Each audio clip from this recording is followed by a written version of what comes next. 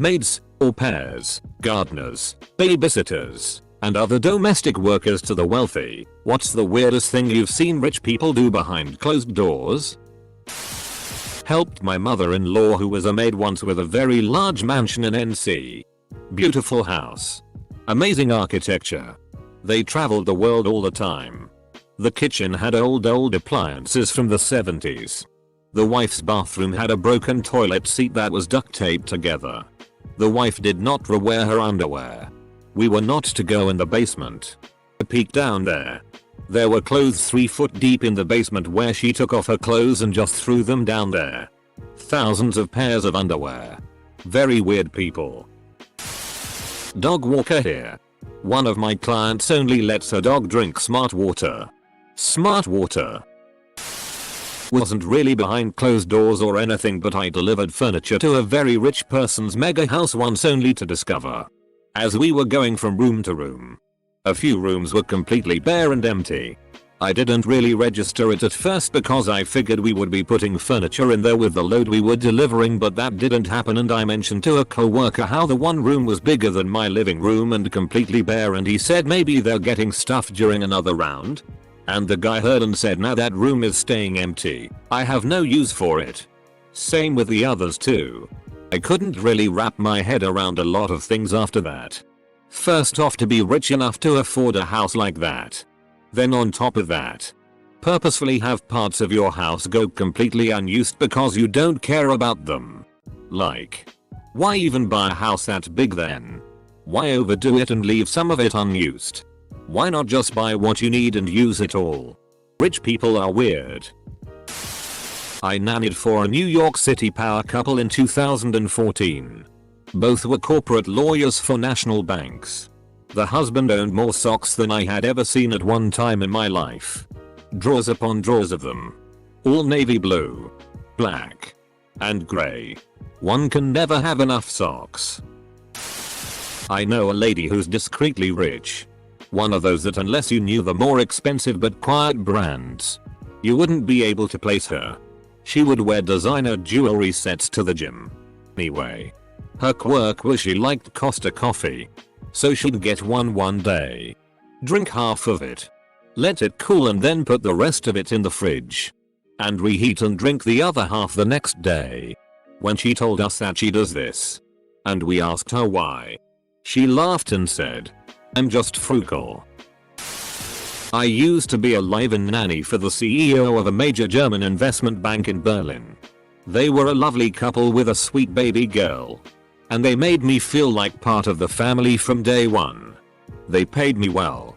Had a separate car for me and weren't concerned by what I did in my spare time. They were very generous. Lovely people. My only gripe is that they had strange eating habits. Some days they would have 3 enormous meals. And other days they would forget to eat all day. My sister is a nanny for an NBA player and his wife. The wife called my sister at 9 PM to come to their house for an urgent matter. When my sister gets to their house, the wife tells her take the trash out. That's it. My sister drove an hour round trip to take out the trash. She has so many ridiculous stories about this family. But that one is my go-to. Edit. My sister signed an NDA. So I'm pretty sure I have to keep his name under wraps unless I want a shakedown. Let's just say he's in his 20s and he seems like a decent guy. His wife is just an entitled, raging BTCH. My friend works for a tax lawyer for the obscenely wealthy. Their firm is one of those go-to places when you want to take advantage of tax havens. Think Panama, Luxembourg. He tells me one of their clients had an issue and called the people he always turns to for help. His lawyers. Problem? He bought a new jet and only just realized its entertainment system doesn't have a Blu-ray player. This was 5 years ago. Find someone that can fix it. Today. He had lawyers at 3 different firms searching for a solution that afternoon. All billed him for it, of course. I was a babysitter for rich people once. Their silverware was constantly filthy and caked in what resembled peanut butter and regret. Their children were pleasant, but refused to brush their teeth more often than their hygiene impaired parents until I told them gross stories about gingivitis. The mom had a small Buddhist altar in the living room, but was also extremely vocal about her Christianity. Would repeat the experience. It was mostly getting paid to help with homework and watch Voltron and pillow forts. I once assisted a country manager of a big MLM company. He wanted me to book him a rental car until he gets his own car. He got so stressed out that the rental car can't accommodate him, it was last minute. His place was less than 5 minutes away from his work. If you walk. MLMs almost always make a huge deal out of the luxury cars, usually the cheapest ones of the flashy brands you can find, their top performers supposedly own. Because that helps lure in the exact type of impulsive, insecure people they target. Growing up, my mother would clean houses for wealthy individuals. There was an elderly widowed woman with large all-white poodles. She insisted that my mother clean them with bleach. She would provide 2 gallons of bleach each week. My mother never did bleach them. She just poured out the bleach in the tub. I was a nanny for an affluent family.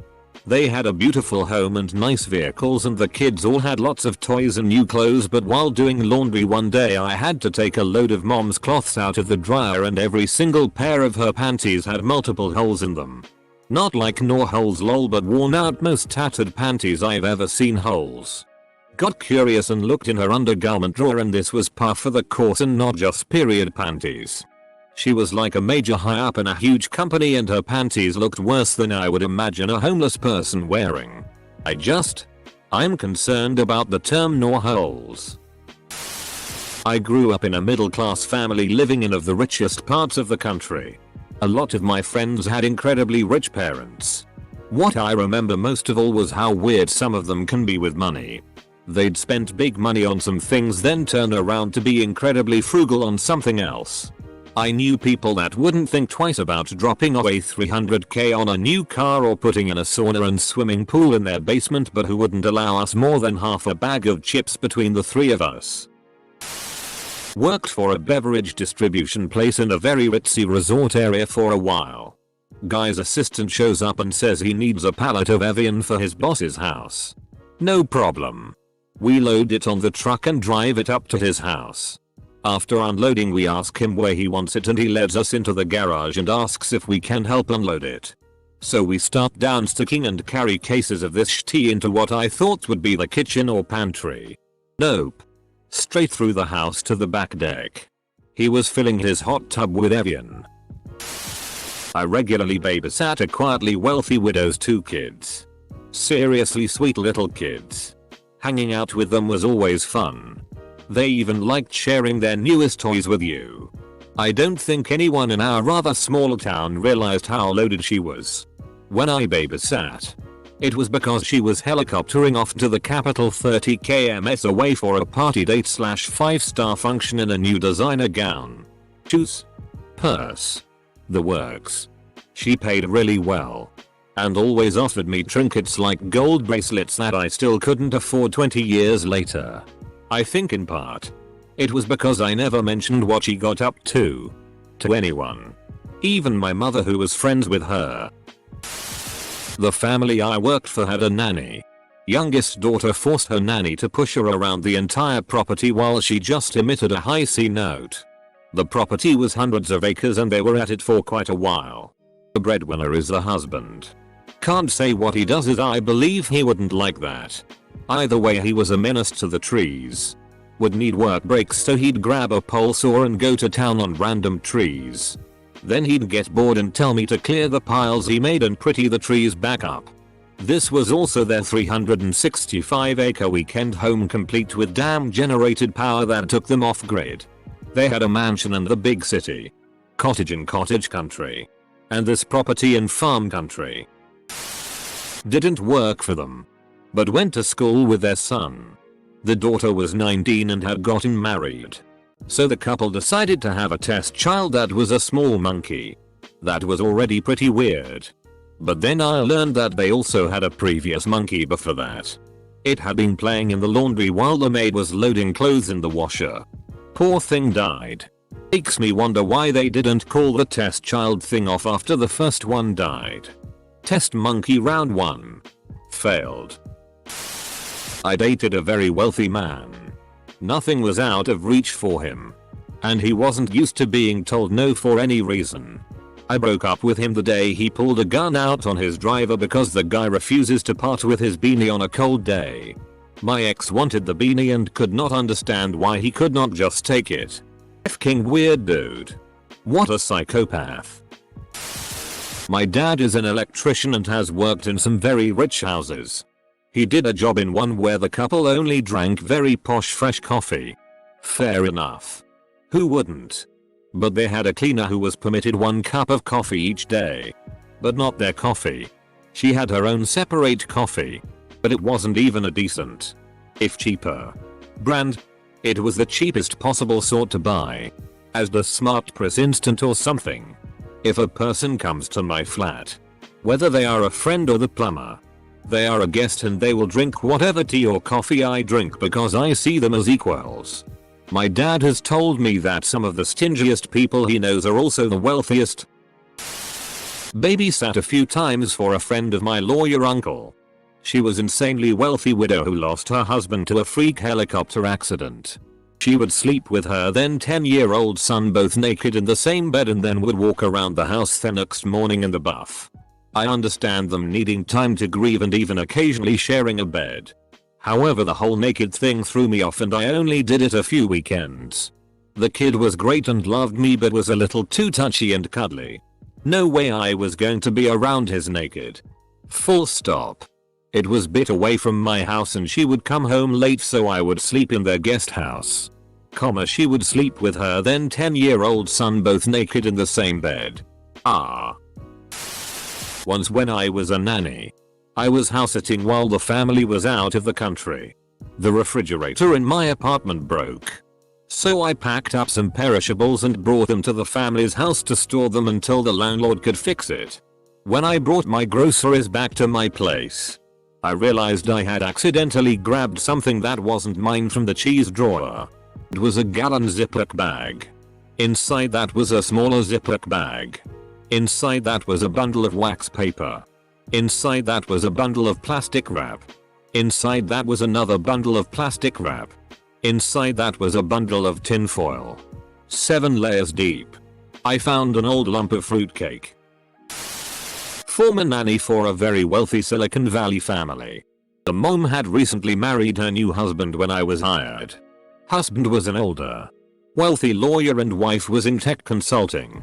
They were always really kind to me and the kids were good despite having insane privilege. Honestly, the only weird thing was that the parents were addicted to 5-Hour Energy and Coke Zero. I assume because they were total workaholics and needed the caffeine. I'd get texts at random hours just begging me to bring over Coke Zero and 5-Hour Energy. I'd purchase cases at a time and it would all be gone by the end of the week. The kids didn't touch the stuff. They made sure of it. So I know it was pretty much all the mom and stepdad. I was a nanny for a rich family in Vegas. The amount of food they wasted was crazy. One instance I can remember is the woman buying Monster Energy drinks for her nephew who only visited her house maybe twice a year. The garage was stocked with cases of the stuff for the kid. When it went bad, they threw it out and bought more. Oh, there was also the time they had me run around and buy $25 gift certificates for their annual company Christmas party from 25 different places in Las Vegas. 2 days before Christmas. That was fun. Edit. Woke up to questions about Monster drinks going bad. They maybe didn't go bad but they had a drink by expiration date. The kids never went to their house enough to drink them all or even put a dent in the stash. They just tossed them and bought more.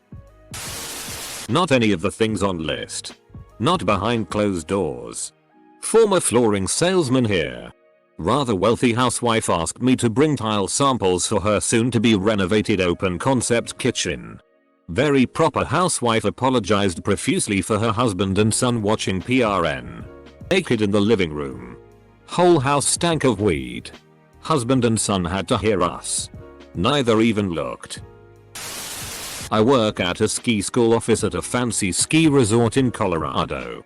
I've had guests come in and get a private instructor just for them for 3 weeks straight at $1,000 a day and then throw the biggest hissy fit when their credit card declines a $20k charge.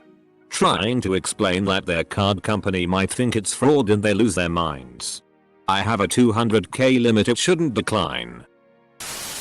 I'm an assistant to a rich guy.